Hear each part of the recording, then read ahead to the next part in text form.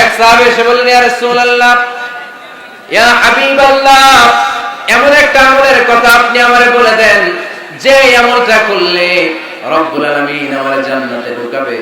বিশ্বনবী বললেন, আলাইকা বিকাসরাতিস সুজুদ, তোমার উচিত বেশি বেশি লম্বা সিজদায় পড়ে থাকা।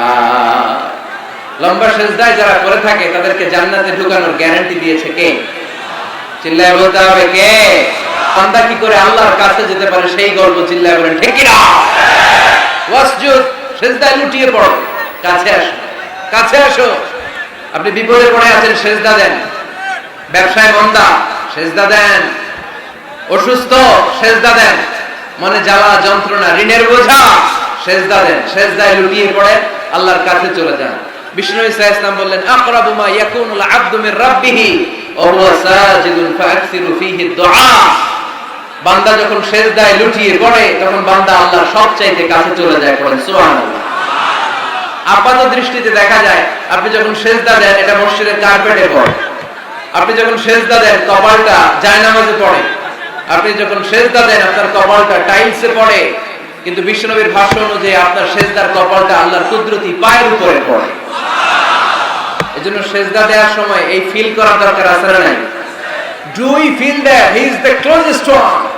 আমরা কি এটা ফিল করি যে আল্লাহ আমার সবচেয়ে কাছে? আমরা কি নামাজ পড়ার সময় এটা ফিল করি যে হতে পারে এটাই আমার জীবনের শেষ নামাজ?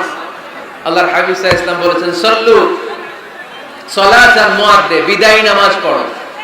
এমন ভাবে নামাজ পড়ো, চিন্তা করো এই নামাজ হতে পারে তোমার জীবনের শেষ নামাজ। পারফর্ম দ্য সালাত as if this is your last and final prayer. এমন ভাবে সালাত পড়বা, চিন্তা করবা হতে পারে এটাই আমার জীবনের শেষ নামাজ। ঠিক কি না? এখন আমার ঘড়িতে বাজে 10:15। যদি বলা হয় রাত 12টায় আপনার ইন্তেকাল হবে, আজ রাত 12টায় আপনার ইন্তেকাল, এখন 2 রাকাত নামাজের সুযোগ পাবেন, পড়ে নেন। আপনার হুঁশ থাকবে? কথা বলেন না কেন? হুঁশ থাকবে আপনার? পাগলের মতো দৌড়ি আপনি ঠান্ডা পানি দিয়ে ওযু করবেন, ধীরস্থির ভাবে ওযু করে জামা পরবেন, আতর মাখবেন, টুপি লাগাবেন, আর চোখ দিয়ে দাঁড় দাঁড় করে পানি ঝরবে। ঠিক কি না? কারণ আপনি নিশ্চিত, আপনি জানেন আজ রাত 12টায় আপনার মরণ। ওই দিন নামাজে দাঁড়িয়ে কি আপনি প্রতিদিনকার মতো তাড়াহুড়ো করে নামাজ পড়বেন? কিভাবে পড়বেন? ধীরস্থির ভাবে, রিল্যাক্সের সাথে, উইথ রিল্যাক্সের সাথে পড়বেন। লম্বা কিয়াম, লম্বা রুকু, লম্বা সুজুদ। সেদিনের সিজদায় আপনার চোখের পানিতে জায়নামাজটা ভিজে যাবে। ঠিক কি না? সেদিনের রুকু হবে আপনার জীবনের সবচাইতে সেরা রুকু। সেদিনের সিজদা হবে আপনার জীবনের সবচাইতে শ্রেষ্ঠতম সিজদা। কারণ আপনি জানেন এটাই আমার লাস্ট চান্স। ঠিক কি না? তো এই যে আজকের মাহফিল শেষে আমরা বাসায় যে পৌঁছতে পারবো, কোনো গ্যারান্টি কারো কাছে আছে? আরো 10 মিনিট বাঁচবো, গ্যারান্টি আছে?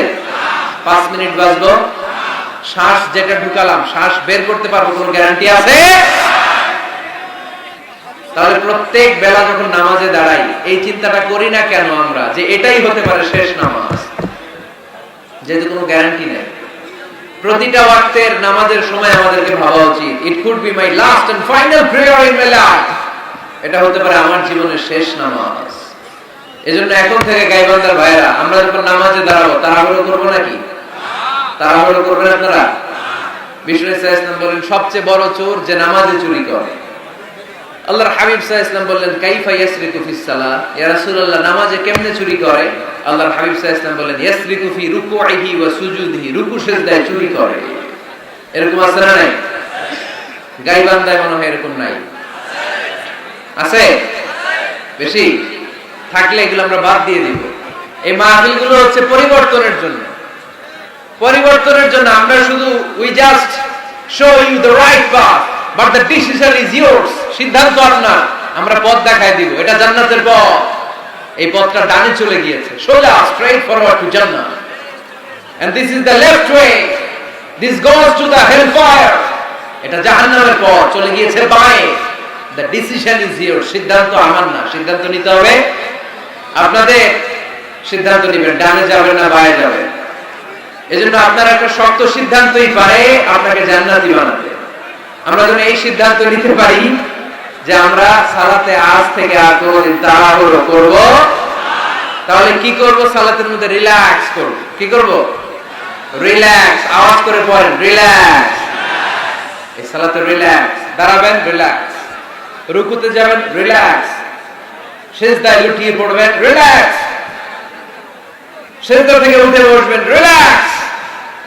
রুকু থেকে সোজা হয়ে দাঁড়ানোর নিয়ম কয়েক সেকেন্ড, কিন্তু অনেকে রুকু থেকে কোন রকম দাঁড় না হয়ে সিজদায় চলে যায়, আছে না? দুই সিজদার মাঝখানে কয়েক সেকেন্ড ঠান্ডা মাথায় বসে তাসবিহ পড়ার কথা, কিন্তু অনেকেই একটা তাসবিহ সিজদা থেকে কোন রকম মাথা তুলে আরেক সিজদায় দৌড় মারে, এরকম ডাকাইত আছে না? এরকম তাড়াহুড়ো করে নামাজ পড়া যাবে? এক সাহাবী নামাজ পড়লেন, নামাজ পড়ে বিশ্বনবীর কাছে আসলেন। বিশ্বনবী সাল্লাল্লাহু আলাইহি সাল্লাম বললেন, সাল্লি ফা ইন্নাকা লাম তুসাল্লি, আবার নামাজ পড়ো কারণ তোমার নামাজ হয় নাই। সাহাবী আবার পড়লেন, বিশ্বনবী আবার বললেন, সাল্লি ফা ইন্নাকা লাম তুসাল্লি, আবার নামাজটা পড়ে আসো তোমার নামাজ হয় নাই। সাহাবী আবার পড়ে আসলেন, বিশ্বনবী আবার বললেন, সাল্লি ফা ইন্নাকা লাম তুসাল্লি, আবার নামাজ পড়ে আসো নামাজ হয় নাই।